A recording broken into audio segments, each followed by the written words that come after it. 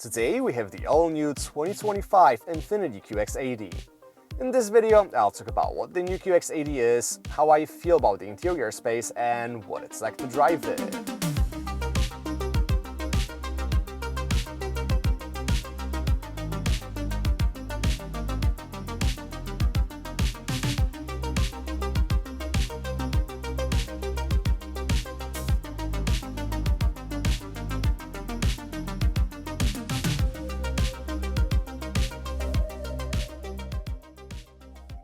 Now, let's say you're looking for a luxury full-size SUV. What are your options? You can get something German like a BMW X7 or a Mercedes GLS.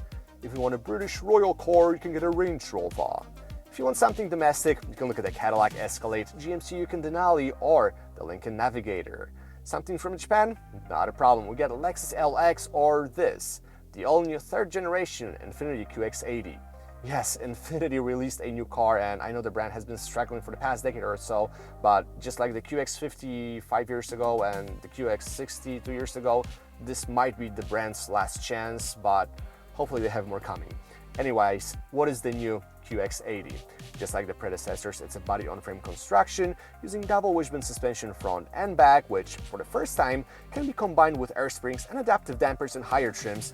Base model still get regular coil springs. Unfortunately, gone is the naturally aspirated V8, as it got replaced by a 3.5-liter twin-turbo V6. The new engine produces 450 horsepower, 516 pound-feet of torque, and it's paired to a 9-speed automatic with an option between rear-wheel drive or four-wheel drive. Pricing starts at around $84,000 for the base trims and about $115,000 for a fully loaded autograph trim that we're testing today. Now, before we talk what it's like to drive the new QX80, let's take a look inside and talk about the interior space.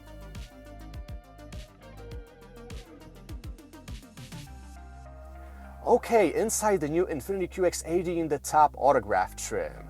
Now, one thing about Infinitis is that their interior design has always been interesting, and the QX80 is no different. There's a lot of cool design touches across the cabin. I appreciate the fact that the gauge cluster and the infotainment display are nicely integrated into the dash, and the overall ergonomics are good, making this thing easy to live with. Obviously, Infiniti followed current trends and got rid of most physical controls, moving things like the climate control or the drive mode selector into a touch display in the middle, but the fact that all buttons are big and we get haptic feedback from the screen helps and makes it less frustrating to use.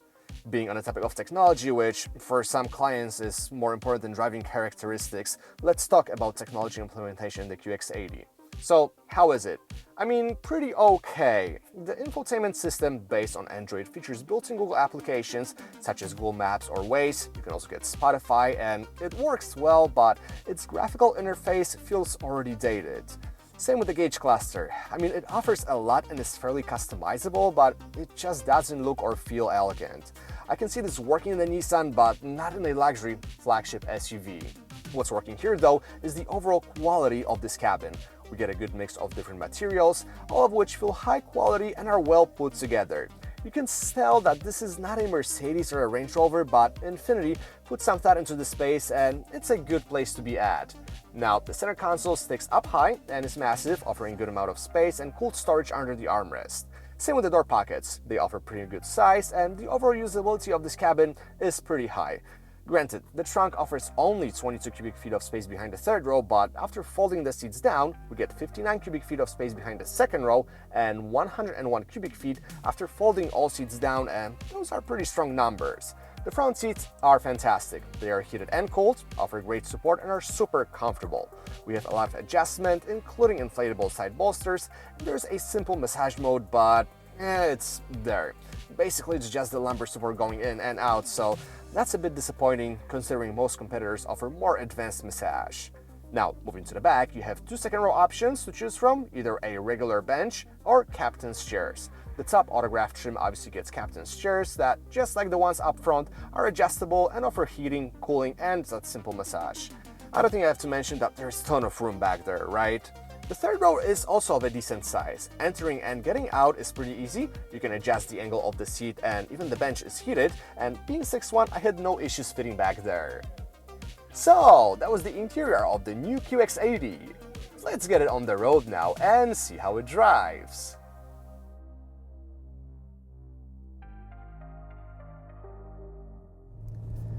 driving the new QX80. Now, one thing I wanted to point out in the beginning is that I did not have a chance to drive the previous generation, so I will not be able to compare it, but I have driven most of its competitors, body on frame and unibody, so I'll tell you how the new QX80 does. Well, first things first, new engine. It obviously doesn't replace the all-good naturally aspirated V8. It lacks the smoothness and effortless, but it still does a pretty decent job. Let me demonstrate. Let's put this bad boy into sport mode. The drive mode selector is here in the center display. Let's floor it real quick, and this thing is fast. You know, it has a lot of that low end and mid-range torque, which is very useful during everyday driving, and overall, I'm very happy how the engine performs. It's kind of smooth, it delivers power in a nice way, I can't complain. There is some fake engine noise, but it still sounds like that typical Infiniti/Nissan engine, and I like it.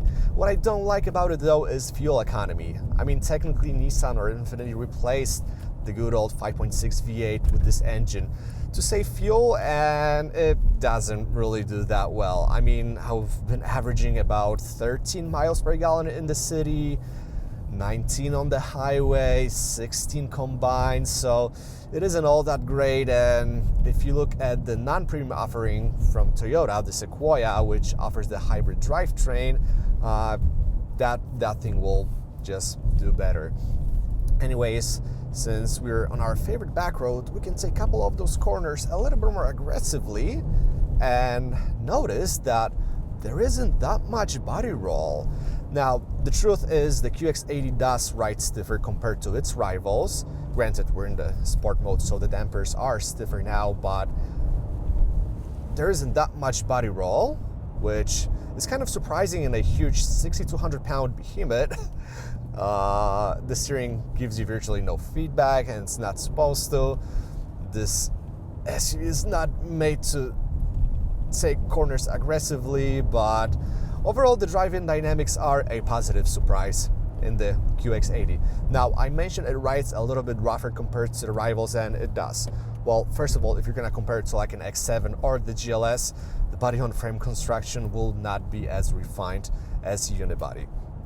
Now, if you compare it to the Escalade, to the Grand Wagoneer, or even to the LX, it's gonna be a little bit more stiffer and not as refined. What's refined though is the overall experience driving this thing. The seats are super comfortable. There isn't that much wind noise coming inside. I really respect those people. It's 26 degrees out and they're riding their bikes. Huge respect. You guys are killing it. Anyways, back to the QX80. It's a well-refined experience overall.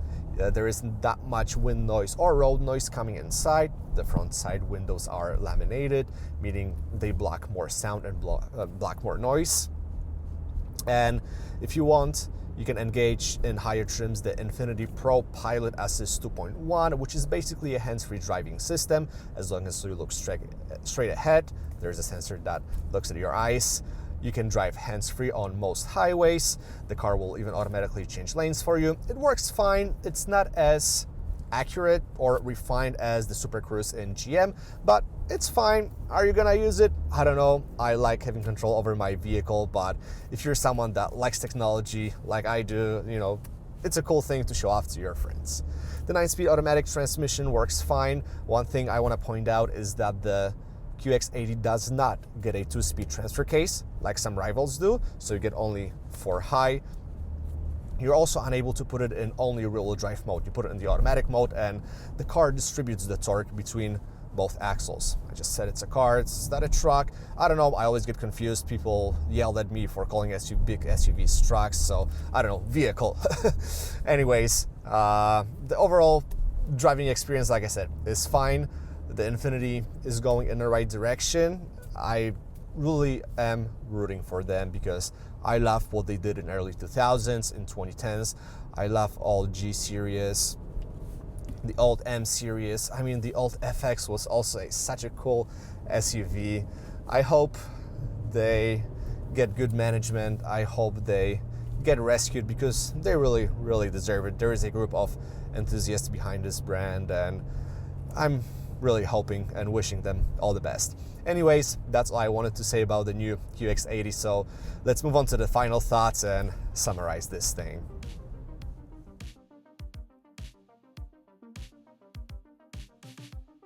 Now, let's be honest, the new Infiniti QX80 isn't a revolution, and offerings from Europe or even from the US are better, but for a brand that's been struggling for almost a decade now, this is a step in the right direction.